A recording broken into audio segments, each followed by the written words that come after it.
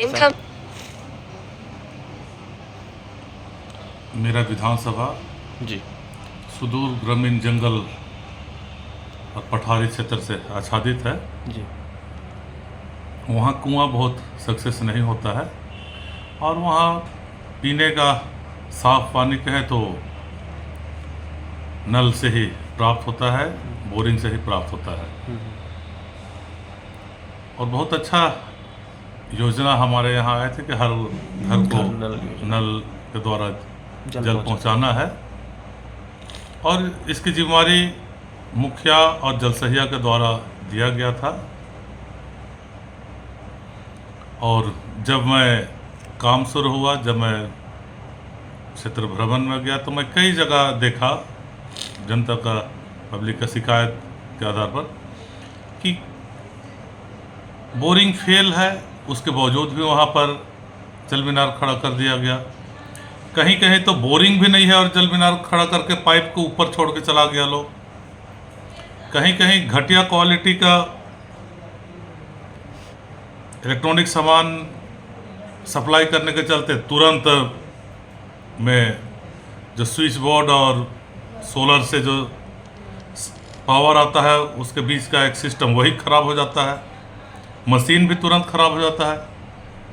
ये एक समस्या रहा। और दूसरा समस्या, जिस तरह से 100% विभाग का दौरा दिखाया गया हमारे ज़िले को, अभी भी 50% लोगों के घर में साफ पानी जल नल का योजना नहीं लगा है और पदाधिकारी वाहवाही लूटने के लिए गलत इन्फॉर्मेशन सरकार को दिए। हमारे माननीय मुख्यमंत्री जी ने समीक्षा बैठक बुलाए, वहाँ पर उनको गलत इन्फॉर्मेशन दिया गया।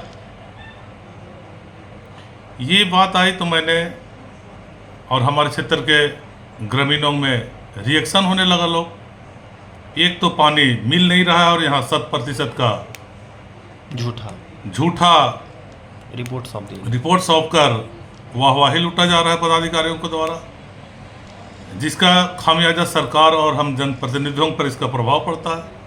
मैंने तुरंत मुख्यमंत्री जी को संज्ञान में दिया और उन्होंने इसे गंभीरता से लिया है कि मुख्यमंत्री को भी झूठा रिपोर्ट सौंपा गया है विभाग के द्वारा। इस तरह का झूठा रिपोर्ट का नतीजा हम पिछला साल भोग चुके हैं। सूखा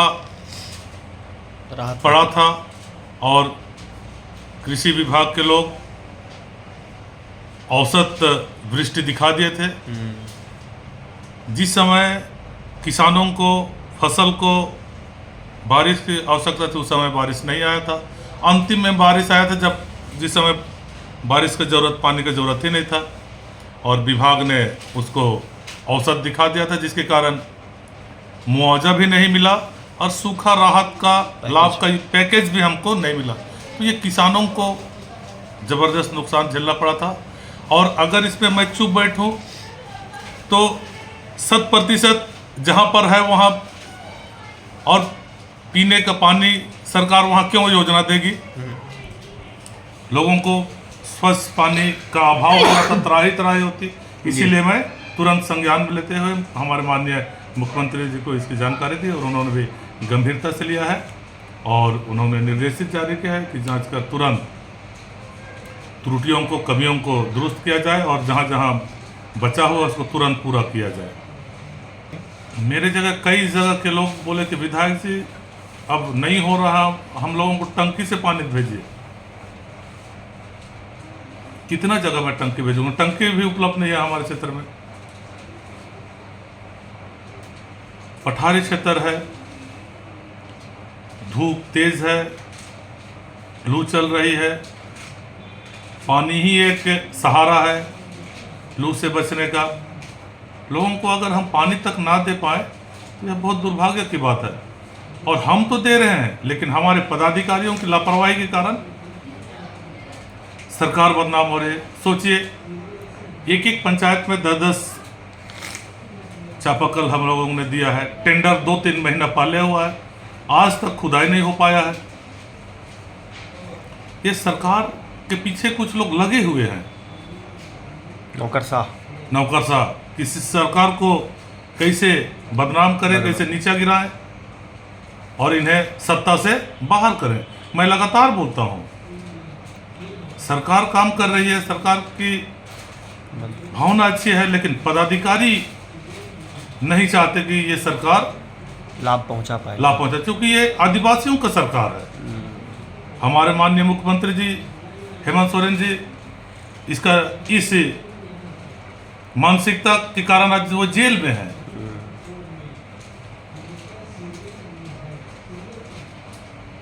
निश्चित तौर से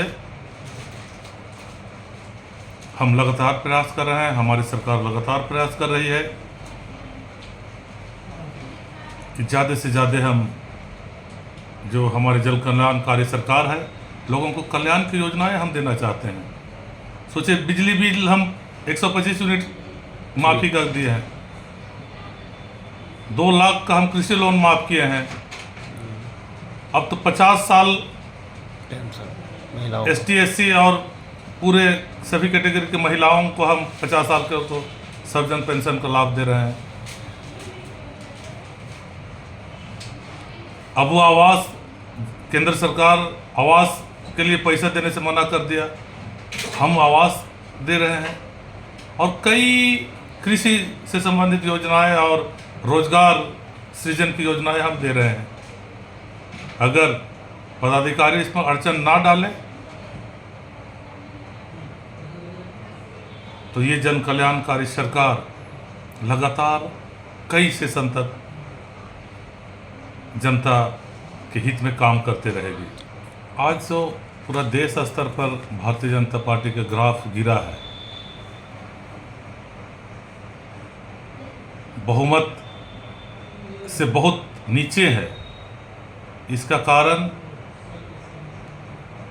आदिवासी विरोधी, दलित विरोधी और पिछड़ी विरोधी, अल्पसंख्यक विरोधी नीतियों की वजह से है। पहले भी जब यहाँ रघुवर की सरकार थी, उनकी गलत नीतियों के कारण हम झारखंड में 28 में से 26 आदिवासी सीट पर जीत हासिल किए थे। 2 भी आता, लेकिन कुछ छोटा मोटा गलतियों की वजह से 2 सीट रह गया था। इस बार 5 आदिवासी लोकसभा सीट में जनता हमारे समर्थन में है। भारतीय जनता पार्टी का एक ही मानसिकता है, आदिवासियों के आजीविका, अस्तित्व और पहचान से जुड़े और उनके नौकरी और आजीविका से जुड़े, रोजगार से जुड़े सभी संसाधनों से इन्हें वंचित करे, जिसे हमारी सरकार ने मुखरता से नीति बनाकर संरक्षण देने का और आगे बढ़ाने का प्रयास किया है। उसी का नतीजा है कि 5 लोकसभा में यहाँ की जनता ने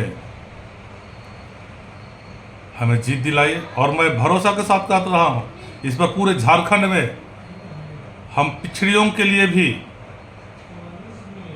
अनुसूचित जाति के लोगों के लिए भी हम नीति ला रहे हैं। और पूरे झारखंड में जहाँ जहाँ भी OBC बोलता है, जहाँ जहाँ भी अनुसूचित जाति के लोग हैं, अब उनका भरोसा, विश्वास भारतीय जनता पार्टी से उठ गया है। धर्म के नाम पर कितना दिन चलेगा? पेट से बड़ा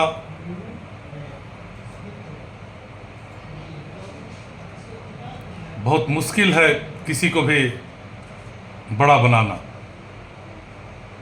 आज भगवान राम के नाम पर इन्होंने वोट लेने का कोशिश किया। इनका ढोंगीपन के कारण अयोध्या में इनको जोरदार झटका दिया भगवान राम ने। वाराणसी में नरेंद्र मोदी 3-4 राउंड में पिछड़ गए थे। 3 लाख से जीते थे पिछले बार, इस बार 1.5 लाख में आ गया। अगल बगल का सारा सीट भाजपा हार गई। ये एक मैसेज देने का काम किया जनता ने। महंगाई, बेरोजगारी ये मुद्दा है यहाँ के लोगों को, ये आवश्यकता है। किसी भी धर्म के लोगों को अपने धार्मिक आस्था में कोई अड़चन नहीं है। सिर्फ इस भावना को भड़का कर यहाँ पर अशांति फैलाने का प्रयास किया गया था, राजनीतिक लाभ लेने का प्रयास किया गया था, जिसका जवाब जनता देश की जनता ने जिसका जवाब दिया है।